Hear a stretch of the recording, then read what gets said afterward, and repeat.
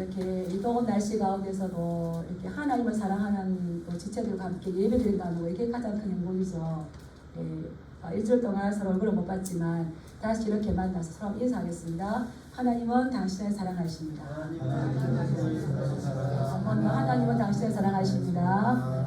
아주 많이요. 행복이란 무엇인가, 어떤 분이 행복이란 무엇인가에 대한 대답을 오해받지 않는 삶입니다. 참 그런 것 같아요. 뭐 많은 돈을 벌고 좋은 집에 살고 해도 서로 오해가 된다면 참 힘들 건데, 오해받지 않는, 이해하는 삶, 서로 이해해주고 이해받는 이 삶이 얼마나 행복하겠습니까? 근데 우리가 참 많은 일들 가운데 서로 오해할 때가 많습니다. 오해를 하다 보면 서로 엉키게 되고, 엉키게 되면 서로 관계가 비거덕거리다가 단절되기도 하는 이런 아픔들이 있는데, 사람과 사람 사이에서도 이런 관계가 오해가 있을 때 참 아프지만, 우리의 신앙이 하나님과의 관계 가운데서도 오해할 때가 너무 많다는 거예요. 우리 하나님을 오해하지 마시기 바랍니다. 하나님을 사람들은 많이 오해를 해요. 하나님은 사랑이 많으신데 무능력하셔서 어떤 징계를 못하시는 분이시다 라고 생각하겠지만, 성경은 정확하게 하나님의 선하심과 인자하심도 말씀하시지만 하나님의 진노에 대해서 분노에서도 정확하게 말씀하시고 계시죠. 근데 우리가 몰라요. 왜 모를까요? 하나님 안에 지식이 없으니까. 다르게 말하면은 말씀을 안 읽으니까. 자, 덮어놓고 믿지 마시고 열어놓고 믿으시길 축복합니다. 제가 어떤 분에게 말씀 읽어야 제가 나는 말씀 필요 없고 목사님만 말씀 알면 됩니다 이렇게 하더라고요. 근데 베레아 성도들은 바울이 전하는 복음을 듣고 돌아가서 어땠습니까? 말씀이 그러한가 산 거예요. 그러니까 얼마나 그 신앙이 신사적이었어요. 베레아 성도들은 그렇죠. 그래서 우리가 오해하지 않는 건 그 사람의 말의 뜻이, 의도와 의중이 뭔지 정확하게 파악하는 거예요. 우리는 그래서 오늘 이 말씀을 볼 때에 하나님과 우리와 아버지와 아들의 관계이기도 하지만, 하나님께서는 또 지속적으로 나는 너의 남편이 되고 너는 나의 아내라고 말씀하세요. 이게 뭡니까? 언약 관계다. 언약 관계가 우리가 인생사에서 본다면 뭐와 같을까요? 결혼 관계다. 하나님은 나는 너의 남편이 되고 너는 나의 아내다. 우리는 그리스도의 신분줄 믿습니다. 그렇게 되는데, 이걸 알려면은 이스라엘의 결혼 풍습을 알아야 된대요. 이스라엘에서는 결혼할 때 가장 중요한 게 서로 서약하는 건데, 이제 남자와 여자가 서로 결혼할 때 서로 여기 서서 남편은 아내 대 신부에게 이렇게 말한대요. 나는 너의 남편이고 너는 나의 아내다 라고 선언한대요. 그렇다면 이제 신부는 남편을 향해서 나는 너의 아내이고 너는 나의 남편이다 이렇게 말한대요. 그러면 주례사가 두 사람을, 남녀를 딱 세워놓고 이 부부가 한 몸이 되었습니다 라고 공포하면은 부부가 된대요. 그래서 하나님과 우리 사이도 나는 너의 남편이고 너는 나의 아내다 라고 할 때에 부부관계가 되거나 마찬가지죠. 그런데 부부관계가 되었을 때에 서로 아내는 아내로서의 의무와 책임, 남편은 남편으로서의 의무와 책임이 주어지게 되는 겁니다. 남편은 아내에게 의무를 다해야 되는 게 뭘까요? 신실하게, 변함없이 아내의 의식주 문제를 다 해결해 줘야 됩니다. 신실하게. 아내가 필요한 모든 것들을 누가 책임져야 될까요? 남편이 책임져줘요. 근데 아내가 해야 할 책임과 의무가 있어요. 그건 뭐냐면, 남편이 어떻게 채워주든 그가 필요한 모든 것들을 누구에게만 받아야 되는 겁니까? 남편 말고 좀 더 좋은 거 주는 사람 절대 안 된다는 거예요. 어떤 것을 주든지 100% 완전하게 남편만을 의지하고 남편만을 의존해야 된다는 것이 이 아내가 해야 할 역할인 겁니다. 근데 그게 되지 않으면 어떻게 될까요? 서로 결혼관계 힘들어지고 이것버리고 파기가 되겠죠. 결국은 남편이 아내에게 주었던 모든 것들을 다 빼앗아 버린다는 겁니다. 이것을 마음에 두고 우리가 호세아서 6장 말씀 한번 살펴보겠습니다. 호세아서 6장은 크게 두 부분으로 나누면은 1절부터 3절까지는 회개를 촉구해요. 선지서가 거의가 다 전반부는 회개를 촉구합니다. 돌아오라 돌아오라. 그런데 회개를 하면 하나님께서 위로하시고 심판을 보류하시죠. 근데 호세아 6장은 이렇게 회개를 촉구했음에도 불구하고 이스라엘 백성들은 그 회개를 온전하게 이루지 못합니다. 그래서 이 선지자의 탄식, 곧 하나님의 탄식이 나오거든요. 근데 왜 이 선지자가 이 이스라엘 백성들에게 계속 돌아오라고 했냐면 너희가 하나님과의 언약 관계, 결혼 관계를 회복하라는 말씀이죠. 그래서 저는 이 첫 번째보다는 뒤로 내려가서 7절로 가서 7절 이하를 한번 살펴보고자 합니다. 왜 하나님께서 이토록 돌아오라 회개하라고 부르시는지 한번 보겠습니다. 우리 7절 말씀 한번 읽어볼까요? 시작. 그들은 아담처럼 언약을 어기고 거기에서 나를 반역하였느니라. 네, 이스라엘 백성들은 아담처럼 여기 여러 가지가 있는데 그냥 아담이 반역했던 것처럼 그 어떤 그 장소에서 지속적으로 하나님을 어겼던 것처럼 이스라엘 백성들은 하나님의 언약을 어기고 하나님을 왕이신 하나님을 반역한다는 겁니다. 구체적으로 8절 말씀을 보면 길르앗은 악을 행하는 자의 고울이라 피 발자국으로 가득 찼도다. 길르앗은 그 요단 동편에 아주 옥토와 같은 그런 지역인데 여기서 길르앗은 이스라엘 땅 전체가 어떻게 됐다는 겁니까? 악을 행하는 자의 고울이 되었다는 거예요. 하나님의 거룩한 땅에 대한 가나안 땅이 악을 행하는 그 고울, 악의 성읍이 되었다는 거예요. 그 결과가 뭡니까? 피 발자국으로 가득 찼도다. 지금 호세아 선지자가 활동할 당시에 여로보암 왕이 있을 때인데 그 이후로 계속적으로 북이스라엘 나라에서는 쿠데타가 일어납니다. 왕을 그 자손이 물려주고 왕의 자손 물려주고 이게 아니라 이제 군대 장관이었던 베가가 이 길르앗 사람들을 50명을 함께 불러가지고 함께 쿠데타를 일으키기 위해서 무고한 사람들의 피를 막 흘려요. 이런 일들이 계속적으로 반복되다가 결국 북이스라엘이 망하거든요. 그래서 그 길르앗이라는 것은 이 악을 행하기 위해서 어떤 사람의 자기 욕심과 자기 종족을 채우기 위해서 하나님께서 가장하게 여기는 이런 악이 지속적으로 행하였던 동네가 길르앗이라는 것입니다. 너희는 그 길로 행하지 말라는 거죠. 그리고 또 9절 말씀을 보면 강도 때가 사람을 기다린 같이 누가 제사장의 무리가 세겜길에서 살인하니 그들이 사악을 행하였느니라. 이 세겜은 레위 지파가 머무는 섬이고요. 도피성이었습니다. 거룩한 땅이죠. 그런데 그러한 땅에 이 강도 때가 사람을 기다려서 어떤 강도 행정을 하는 것처럼 제사장이 하나님의 율법을 가르치고 하나님의 율법을 솔선수범해야 될 제사장이 남의 것을 빼앗고 강도짓을 하고 그런 거로 인해서 이 살인까지 합니다. 이러한 일들이 이스라엘 땅에는 빈번하게 일어나고 있다는 거예요. 하나님께서 보고 계실 때 얼마나 마음 아프실까요? 또 그리고 우리가 한번 보겠습니다. 10절 11절 말씀 한번 보겠습니다. 내가 이스라엘 집에서 가증한 일을 보았나니 거기서 에브라임은 음행하였고 이스라엘은 더럽혀졌느니라. 또한 유다여 내가 내 백성의 사로잡힘을 돌이킬 때에 내게도 추수할 일을 정하였느니라. 하나님께서 가장 싫어하시는 게 뭘까요? 그렇죠? 맞아요. 네. 우상숭배인데 에브라임이여 이 말은 이스라엘을 말하는 겁니다. 네가 음행하였고 이스라엘은 더럽혀졌느니라. 이 가정한 것, 이 사람을 진저리 치게 하는 일들, 우상 숭배하고 우상에게 음행하고 우상에게 가서 그가 주는 것, 남편이 주는 게 마땅치 않아. 그래서 다른 남자가 주는 것을 지금 혹하고 있어. 이 가정한 것, 몸소리 치는 일이죠. 이 일들을 지금 하고 있어요. 하나님께서 지금 목법을 보고 있는 겁니다. 10계명 중에서 제1계명이 뭘까요? 너는 나 외에 다른 신을 내게 두지 말라. 너를 위해서 우상도 만들지 말고 그것들에게 절하지도 말고 그것들에게 섬기지도 말아라. 왜? 나 내 여호와 하나님은 따라서 질투하는 하나님이다. 질투하는 하나님이다. 그걸 꼭 기억하셔야 돼요.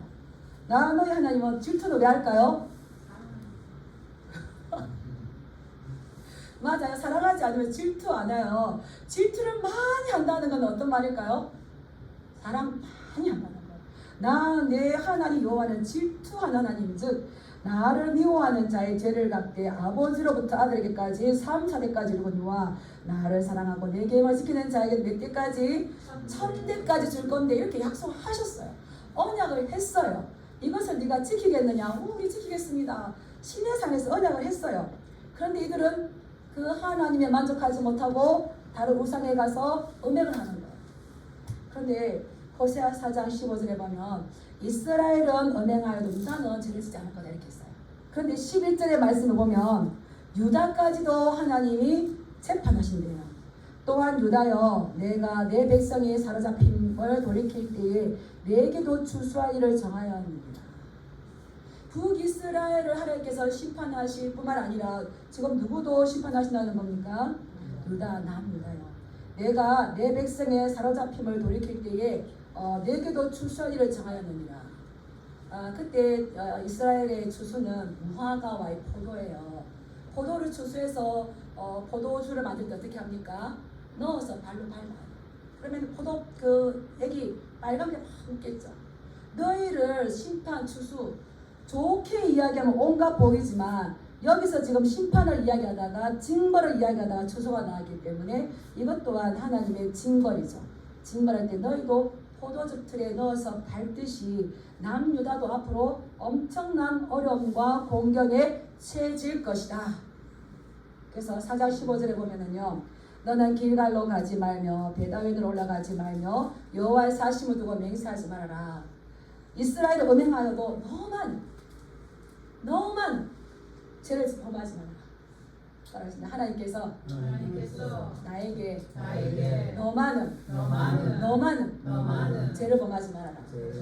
왜냐하면 이 죄는 반드시 법적인 대가가 있어요. 법이 그냥 제가 죄를 끝내면 누가 두려워하겠습니까? 이 땅의 죄도 반드시 그 법적인 대가가 있는 것처럼 하나님의 나라에 우리가 하나님 나라 말씀을 받을 때 완전히 그 대가가 있어요. 그래서 너는 길갈로 가지 말고 베다웬으로 가지 말고, 왜냐하면 그 다 우상의 중심지거든요. 극혈하기 위해서 가지 말아라. 너의 자신의 욕심과 타인을 괴롭게 하여서 너의 이익을 위해서 거짓 맹세하지 말아라. 이렇게 했음에도 불구하고 지금 남유다를 심판하신다는 것은 남유다가 북이스라엘과 같이 형제 나라가 돼서 그들의 잘못을 본받았다는 거예요.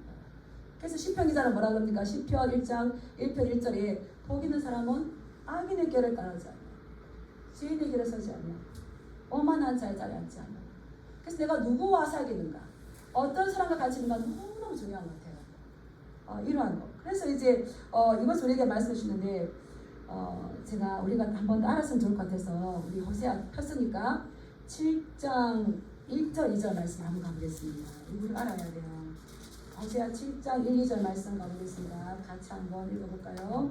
내가 이스라엘을 치료하려 할 때에 에브라임의 죄와 사마리아의 악이 드러나는도다. 그들은 거짓을 행하여 안으로 들어가 도둑질하고 밖으로 떼지어 노략질하며 내가 모든 악을 기억하였음을 그들이 마음에 생각하지 아니하느니와 이제 그들의 행위가 그들을 에워싸고 내 얼굴 앞에 있도다. 무슨 말씀입니까? 2절에 보면 너희가 이러이러한 죄를 지었는데 내가 모든 악을 기억했다는 거예요. 너희의 모든 악을 기억했는데 하나님은 위에서 다 보고 계시는데 이스라엘 백성들은 하나님이 보고 계시다는 것을 마음에 생각한다, 생각하지 않는다? 생각하지 않기 때문에 그들의 죄가 그들을 에워싸고 있는 것을 하나님 얼굴 앞에 그대로 있는 거예요. 우리는 나 혼자 있을 것 같고 누가 안 보면 될 것 같지만 누가 보는 겁니까? 하나님은 보고 있다는 것을 너희는 마음에 생각하지 않는다. 얘들아 내가 좀 봐라. 이거 얼마나 안타깝게 말씀하십니까? 그렇기 때문에 하나님은 심판할 수밖에 없는 거죠. 그래서 하나님께서는 심판하신다 할 때에 내가 너희를 찢어버릴 거다. 시편에 50편에 보면 여호와께서 찢으리니 거기서 건질 자가 아무도 없다. 이게 성경에서 누차 이제 하시는 이제 말씀이죠. 그래서 우리가 조금 번거롭더라도 5장 14절 15절을 보면 호세아 선지자가 이렇게 말합니다. 내가 에브라임에게는 사자 같고 유다 족속에게는 젊은 사자 같으니 바로 내가 움켜갈지라도 내가 탈취하여 갈지라도 건져낼 자가 없으리라 이렇게 말씀하신 거예요. 여기서 내가 에브라임에게 사자 하나님이 사자처럼 덤비신다는 거예요. 예. 호세아 5장 14절 사자는 하나님을 여기 상징합니다. 에브라임과 북이스라엘과 남유다의 사자처럼 하나님께서 덤비실 건데 사자가 움켜가는 거 사자가 그 이빨 사이에 잡고 가는 거 누가 막을 수가 있겠습니까? 갈지라도 내가 탈취하여 갈지라도 건져낼 자가 없으리라. 우리 15절 말씀 읽어볼까요? 5장 15절 시작. 그들이 그 죄를 뉘우치고 내 얼굴을 보하기까지 내가 내 곳으로 돌아가리라. 그들이 고난받을 때에 나를 간절히 구하리라. 아멘. 이들을 왜 그들을 움켜가고 그들을 이빨 사이에 물고 탈취해갑니까? 죄를 뉘우치잖아요. 죄를 지어서가 아니라 죄를 뉘우치지 않아요. 이게 뭐겠습니까? 회개하지 않아요. 이게 돌이키는 거죠. 왜 그러냐면 거기 13절에 보면 이제 호세아 시대 때에 북이스라엘이 굉장히 이제 국가 정세가 어려워져요. 그러면 어려워질 때 누구한테 가야 될까요? 하나님 앞에 가야지. 시리아왕처럼. 근데 이들은 아수르에 갔다가 애굽에게 가요. 결국은 자기들이 이게 왜 이렇게 힘든가 깨달았어요. 13절에 보면 에브라임이 자기의 병을 깨달았고 유다가 자기가 왜 나라가 힘든지 깨달았기 때문에 하나님께서는 이제 저들이 나에게 오겠지.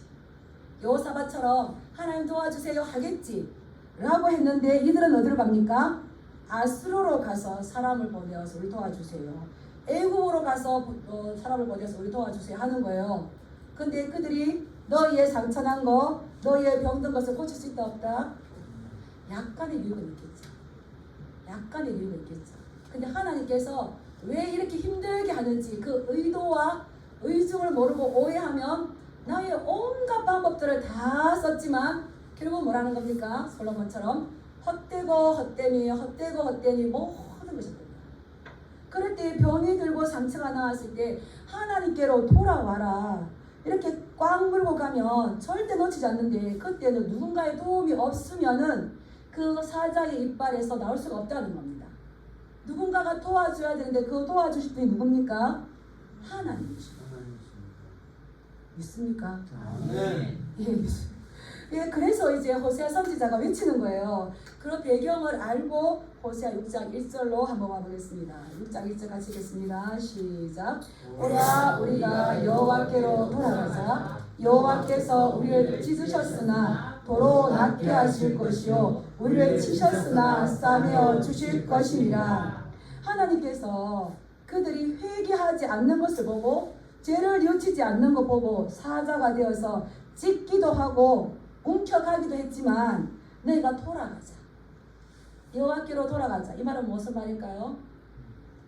회개하자. 회개하자는 거예요. 하나님 앞에 돌아가자. 회개하면 하나님께서 우리를 찢으셨으나 도로 낫게 하실 것이고 우리를 치신 분이 하나님이시기 때문에 우리를 싸매어 주실 것이다. 이걸 지금 이야기하고 있는 거예요. 그래서 우리는 이 하나님께 돌아가는 것만이 우리가 사는 길이다. 우리가 사는 길은 결국 사자 앞에 무릎 꿇고 굴복하는 것이다. 이것만이 사는 길이다. 호소하고 있는 거예요. 그러면서 호세아 선지자가 뭐라고 하냐면 여호와께서 이틀 후에 우리를 살리시고 셋째 날에 우리를 일으키시리니 우리가 그의 앞에서 살 거다. 이튿날에 우리를 살리시고 셋째 날에 우리를 일으키시는 것. 이튿날 3일 이렇게 이야기하는 거는 치료가 빠르다는 거예요. 짧다는 거예요. 하나님께서 회복시키실 때 언제 우리가 이 고생했지라고 생각하지 못할 정도로 회복시켜버리시잖아요.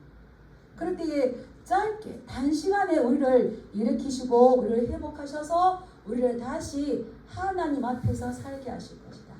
예, 여기 개혁개정에는 나오지 않았는데 하나님 얼굴 앞에서 살게 할 것이다. 우리에게는 하나님 얼굴 앞에서 사는 것보다 더 큰 기쁨이 없는 줄 믿습니다. 여호와께서 그 얼굴을 내게로 향하여 드사 평강 주시기를 원합니다.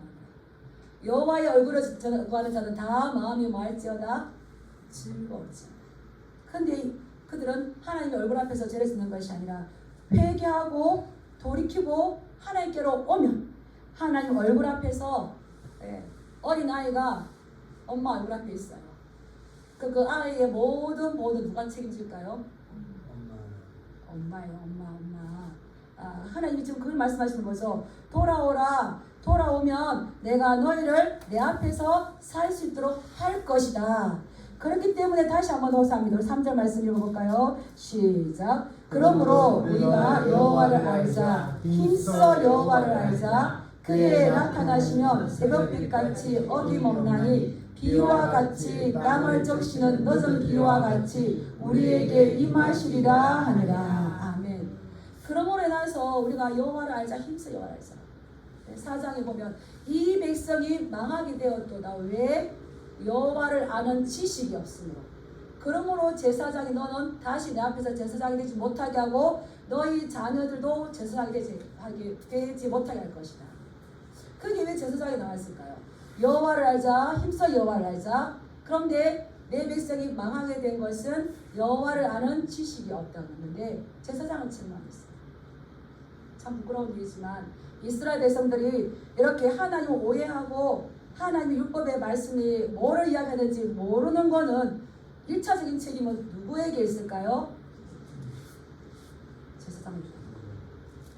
제사장이 하나님의 말씀을 올바르게 가르치고 하나님의 말씀을 솔솔순순해야 되는데 세겜에서 강도 때와 같이 그 지키고 서가지고 살인을 빼앗고 이러는 가운데 그리고 사장에 보면 술 취하고 어떻게 올바른 제사를 드릴 수가 있으며 그 가운데서 어떻게 올바른 하나님의 말씀을 전할 수가 있겠습니까?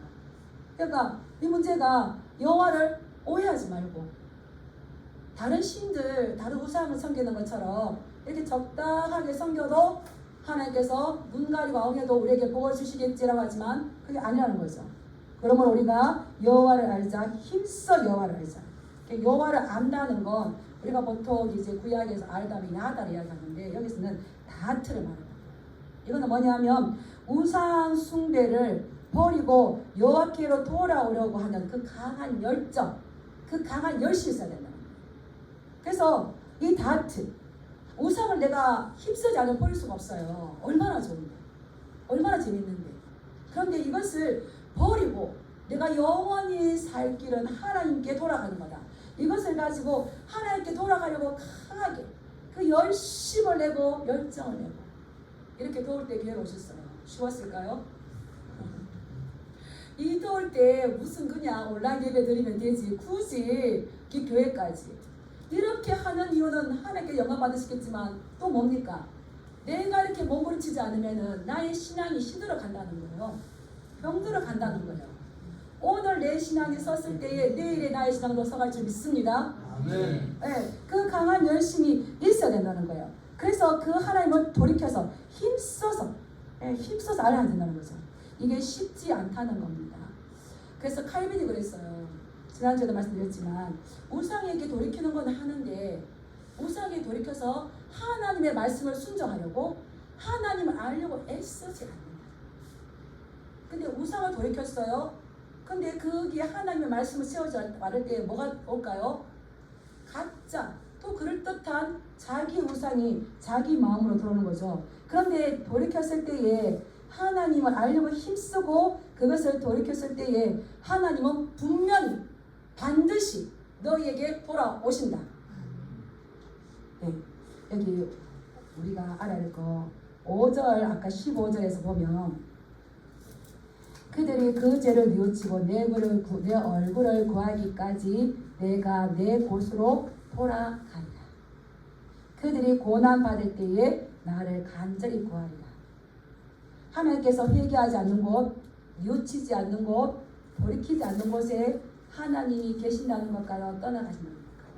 15절의 말씀을 보면 그들이 죄를 뉘우치고 내 얼굴을 구하기까지 내가 내 곳으로 돌아간다. 하나님께서 그들을 떠나신다는 거예요.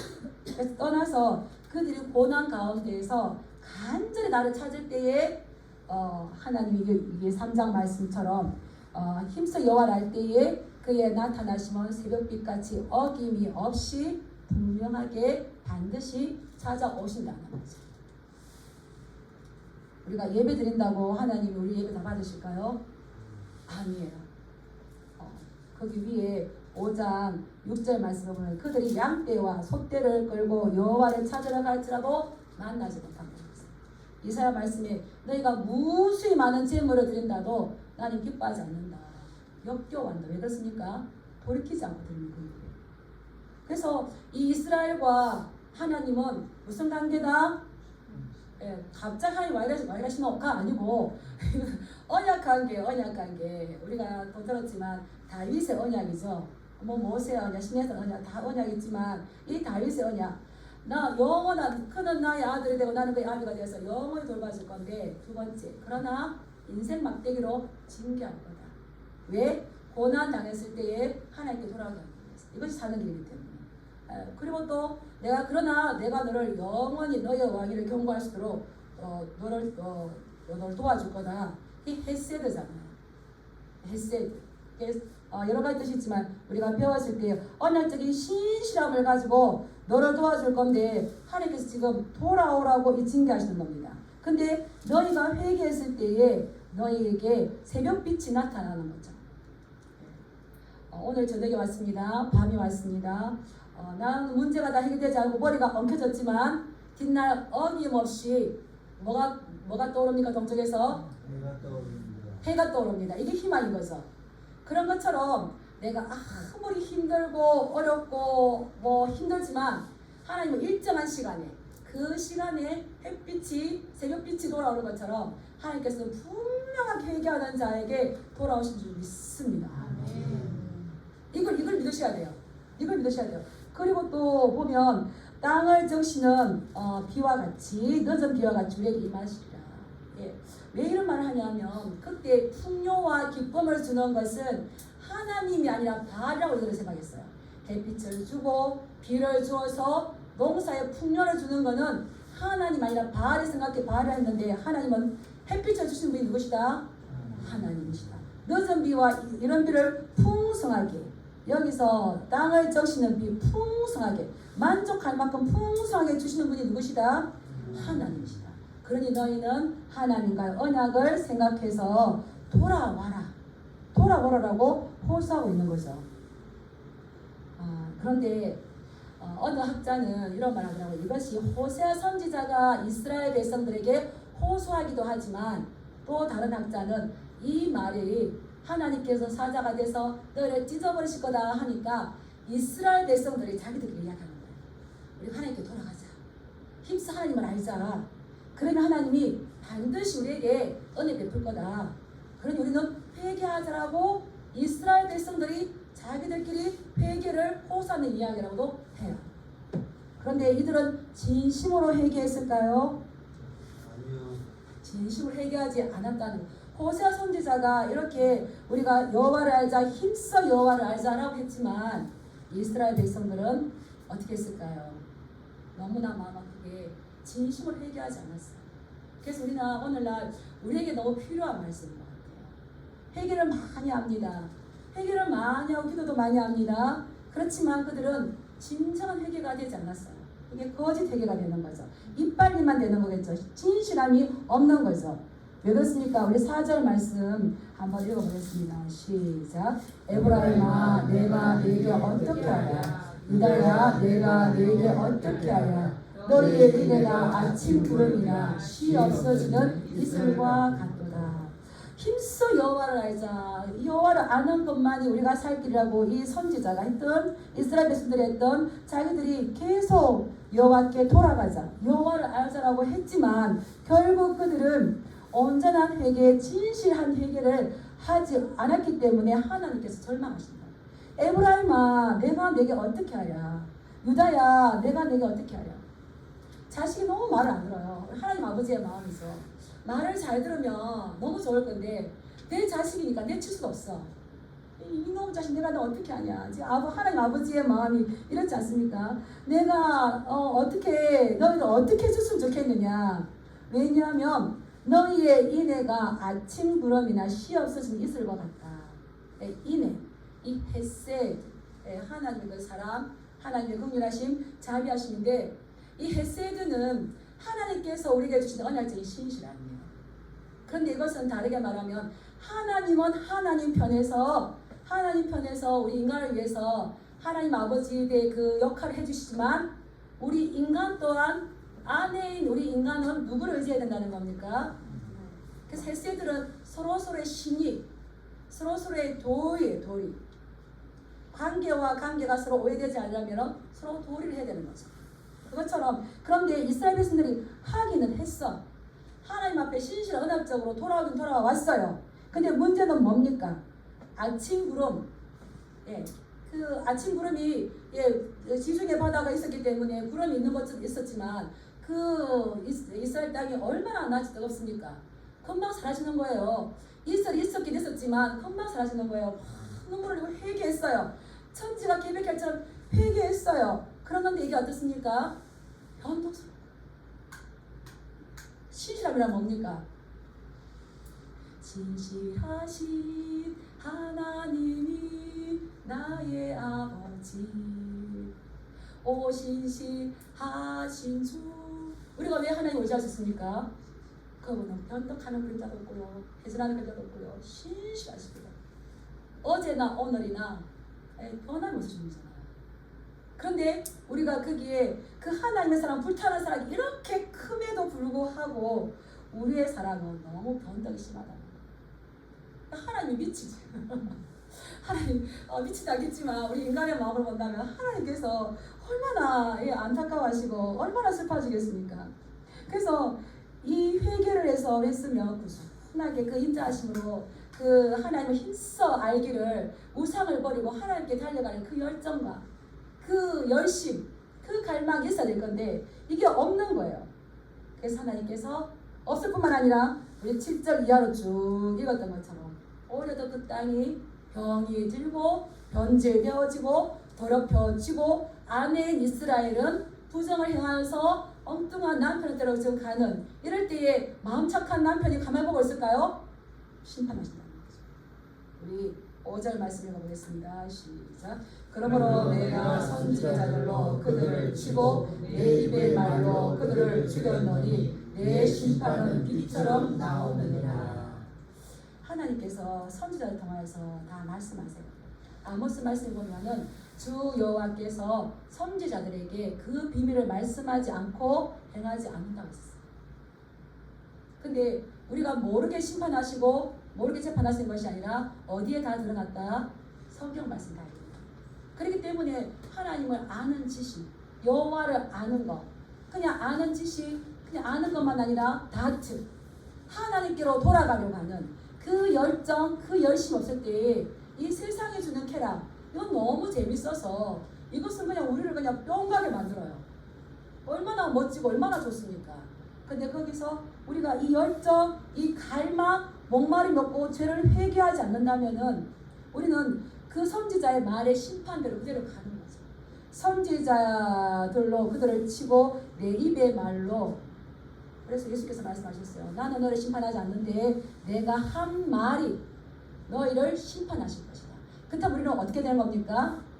하나님을 알아야 되는 거죠. 하나님을 아는 것.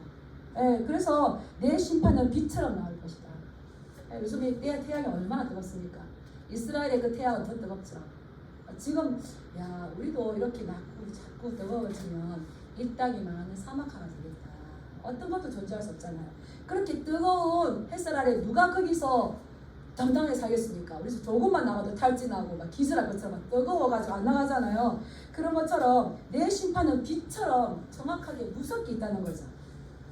그러면서 하나님은 우리에게 답을 가르쳐 주십니다. 우리 6절 말씀 읽어볼까요? 시작. 나는 인애를 원하고 제사를 원하지 아니하며 번제보다 하나님을 아는 것을 원한다. 신앙생활하기 힘들까요? 쉬울까요? 저도 성경을 보니까 신앙생활하기 힘들다 그러는데 쉬워요. 왜 쉬워요? 답을 가르쳐 주셨어. 하나님께 답을 다 가르쳐 줬어요. 그러면 우리는 뭐대로 하면 되는 거예요?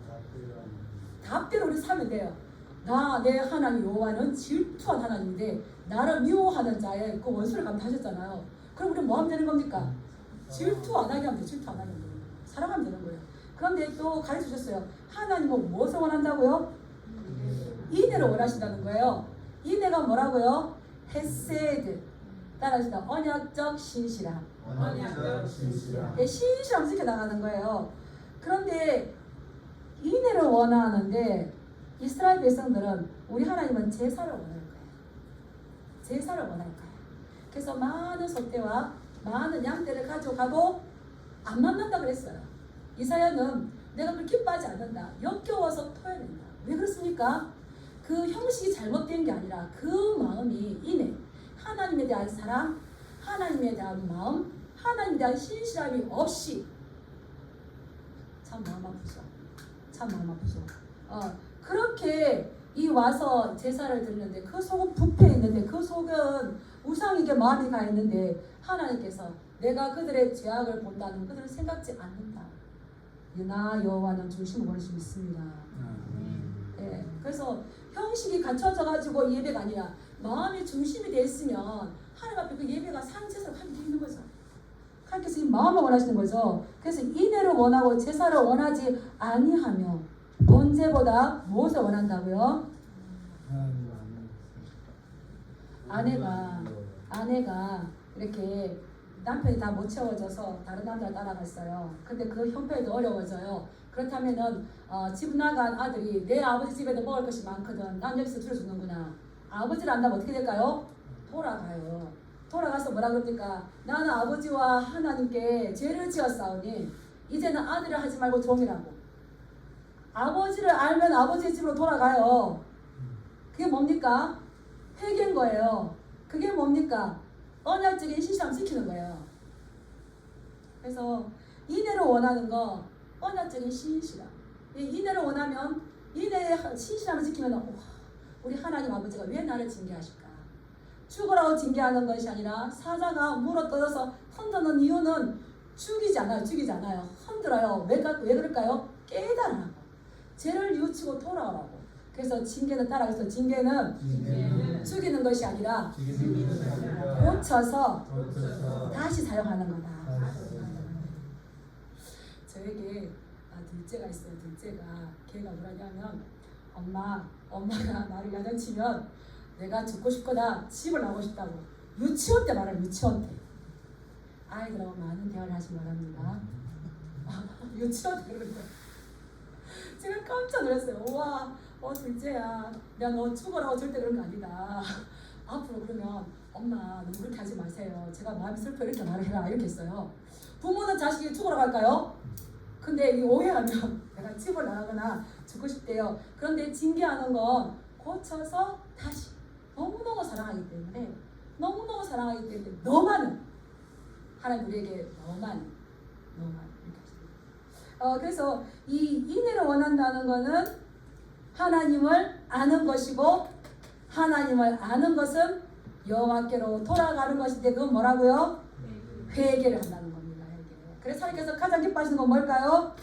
회개예요. 그런데 이들은 회개 없는 제사, 하나님 앞에 헤세드 신실함이 없는 제사, 마음이 없는 제사를 드리니 부모 마음을 몰라주고 하나님 아버지의 마음을 모르고 이렇게 하고 있으니 하나님 마음은 너무너무 아픈 거죠. 이러한 것들은 하나님과 상관이 없는 겁니다. 주여 내가 주의 이름으로 선지자 노릇도 하고 귀신도 쫓아냈습니다. 상관없다. 불법을 행하는 자들아 나에게서 떠나가니까. 그래서 우리는 이 하나님을 아는 거. 그래서 우리는 잘 호세아서에 잘 세워야 돼요. 하나님께서 뭘 원하신다고요? 인애를 원하시는 것이고 또 뭘 원하시는 거라고요? 하나님을 아는 것은 뭐라고요? 회개라는 거예요. 우리 하나님 알지? 성경적인 지식이 알지?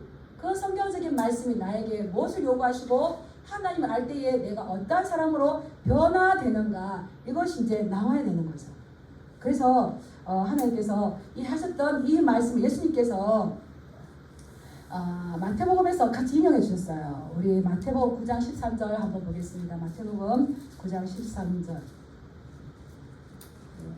같이 읽게요. PPT가 있습니다. 시작. 너희는 가서 내가 긍휼을 원하고 제사를 원하지 아니하노라 하신 뜻이 무엇인지 배우라. 나는 의인을 불러온 것이 아니요 죄인을 불러왔노라 하시니라.